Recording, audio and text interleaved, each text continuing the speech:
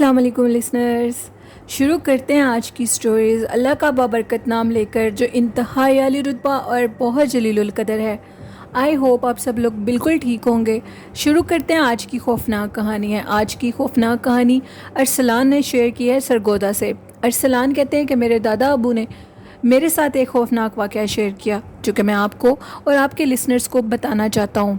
दादा अबू चूँकि 1965 के उसी दौर के वो हैं, और वो कहते हैं कि एक खौफनाक बात है, एक खौफनाक स्टोरी है सरगोदा की, जो मैं आपको बताऊंगा। सरगोदा में सर्किट हाउस रोड पर मशहूर 2 बरगद के बहुत बड़े बड़े दरख्त हैं। अब तो वहाँ पर घर बन चुके हैं, लेकिन घर बनने से बहुत पहले की बात है, यानी 1965 से भी पहले की।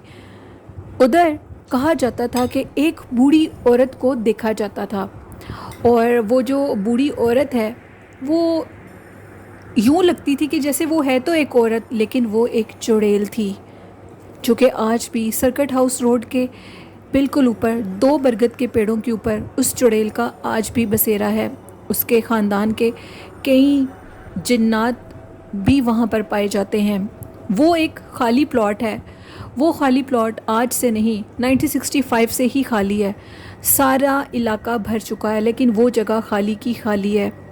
वहाँ पर इवन लोग कूड़ा करकट भी नहीं फेंक सकते। अगर वो कूड़ा करकट फेंकें तो वो चीज़ उसी टाइम उनके सामने आती है, या उनको धक्का दे देती है अगर सामने ना आए, या इतना डरा देती है कि लोग, वहाँ के रहने वाले मुकीम इस चीज़ से बाखबर हैं कि वहाँ पर कूड़ा करकट नहीं फेंकना। उन्होंने ये बताया कि दादा अबू कहते हैं रात के टाइम मैं वापस आ रहा था, मैं नहर पर गया हुआ था, और नहर का वही रास्ता सीधा उस रोड की तरफ आता है। तब आबादी नाम की कोई चीज़ नहीं थी। बरगद के ये बड़े ज़ईफ़ पेड़, जो कि दादा अबू से भी उम्र में कई दर्जे बड़े हैं। एक औरत बैठी हुई थी, मुझे देखकर उठी और उठकर हाय हाय करने लगी, और ये कहने लगी कि बेटा मेरी तो जान निकल रही है, मुझे पानी तो पिला दो। मैंने इधर उधर देखा, यानी अरसलान के दादा अबू ने, तो उनको दूर दूर तक पानी नाम की तो कोई चीज़ नज़र नहीं आ रही थी। रात हो चुकी थी। उन्होंने कहा कि बूढ़ी भी, मैं तुम्हें कहाँ से पानी पिलाऊं? कहती कि आओ मेरे साथ, मैं तुम्हें बताती हूँ। वो बूढ़ी भी मेरा हाथ पकड़कर मुझे उन दरख्तों के करीब ले गई। जैसे ही दरख्तों के करीब गए तो जो उसके हाथ थे वो इस तरह महसूस हो रहे थे जैसे लोहे के हों। मुझे उसके हाथ लोहे के महसूस हो रहे थे। बूढ़ी बी ने मेरी तरफ पलट कर देखा तो वो एक खौफनाक औरत की शक्ल बदल चुकी थी। उसको देखकर दादा अबू की चीखें निकल गईं, लेकिन दादा अबू बहुत बहादुर इंसान थे और उसको देखकर फटाफट वहाँ से दौड़ लगा दी। वो बूढ़ी भी पीछे से भागती हुई और हंसती हुई ये कहने लगी, शरीफ मियाँ मेरी बात तो सुन लो। दादा अबू का नाम शरीफ था। कहते हैं कि उनके तो और रोंगटे खड़े हो गए कि इसको मेरे नाम का कैसे पता लगा। दादा अबू बड़ी मुश्किल से घर तक पहुँचे और बुखार हो गया और बुरी हालत हो गई। उस रोड पर मशहूर बरगद के पेड़ों की वो खौफनाक चुड़ैल, जो कि 1965 से भटक रही है, आज तक भी उधर रहती है। मेरे दादा अबू के 2 दोस्त हैं जिन्होंने उसी इलाके में घर बनाया, और उन्होंने ये बताया कि हम लोगों के घर की जो बैक साइड है, यानी जहाँ पर लॉन बने हुए हैं, वहाँ पर एक बूढ़ी औरत को देखा जाता है, और जो देखते देखते गायब हो जाती है। हम लोगों के जो सर्वेंट क्वार्टर हैं, यानी दादा अबू के दोस्त जो हैं, उनके घर के जो सर्वेंट क्वार्टर हैं, वहाँ पर वो कहते हैं कि क्या देखा गया कि एक बच्ची झूला ले रही है। बड़े हैरान हुए सारे कि आखिर ये बच्ची कहाँ से आई है और कौन बच्ची झूला ले रही है।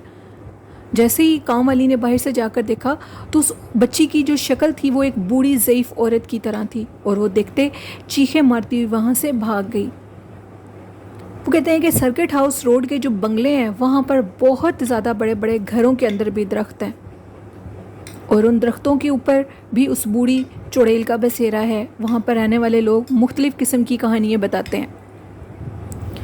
दादा अबू के जो फ्रेंड है, उनकी जो मिसेस थी, वो अपने टेरेस पे खड़े होकर कोई कपड़े वगैरह डाल रही थी टेरेस पर, तो अचानक से उनको किसी चीज़ ने धक्का दिया और वो टेरेस पर नीचे गिर गई और उनकी बाजू टूट गई। ना दिखने वाली मखलूक उधर धक्का दे देती है। रात के टाइम मुख्तलिफ़ लोगों के घरों में टेरेस से रोने की आवाज़ें आती हैं। अब तो वहाँ के लोग इस चीज़ को जानते हैं कि उस रोड के ऊपर एक बूढ़ी चुड़ैल का बसेरा है, जो कि लोगों को बहुत ज़्यादा सताती है। राह गुज़र लोगों को अक्सर रास्ता रोक कर अपनी کوئی بات بتاتی ہے اور دیکھتے دیکھتے شکل کو تبدیل کر لیتی ہے۔ اس طرح کے بہت سے خوفناک واقعات اس روڈ کے اوپر ہوتے ہیں۔ ایک تو اس روڈ کے اوپر درخت بہت زیادہ ہیں، برگد کے وہ 2 پیڑ جن پر اس بوڑھی چڑیل کا باقی بھی کنبہ آباد ہے، ان میں دیکھا جاتا ہے کہ ایک بچہ جو کہ نہایت خوفناک اور پرسرار طریقے کا بچہ اس خالی پلاٹ کے اندر برگد کے پیڑوں کے ایگزیکٹ نیچے کھیلتا ہوا نظر آتا ہے۔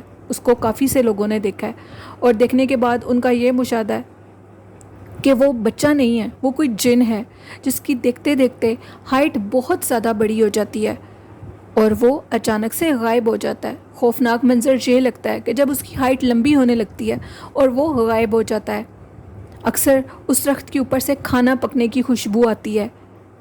کہا جاتا ہے کہ جب بھی ان علاقوں کے اندر کسی کے ہاں کوئی بھی تقریب رکھی جاتی ہے، گھر میں گوشت آتا ہے، تو خود بخود کچھ حصہ کھانے کا غائب ہو جاتا ہے۔